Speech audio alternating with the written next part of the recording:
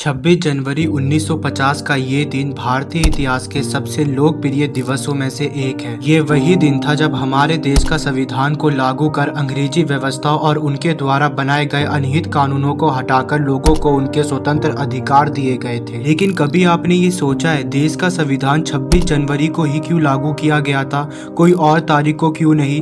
तो चलिए जानते हैं इसके पीछे के ऐतिहासिक घटना के बारे में। तो ये बात है सन 1929 की, जब लाहौर के रावी तट पर अखिल भारतीय कांग्रेस का अधिवेशन हुआ था और इस सभा में एक प्रस्ताव को जारी कर पूर्ण स्वराज्य की मांग की गई थी और ये कह दिया गया था कि अब हमें इससे कम और कुछ भी नहीं चाहिए, हमें आधा राज नहीं बल्कि पूर्ण स्वराज्य ही चाहिए। और इसी प्रस्ताव के अनुसार देश भर में स्वतंत्रता दिवस बनाने का संकल्प लिया गया। सन 26 जनवरी 1930 को देश भर में पहला स्वतंत्र दिवस मनाया गया।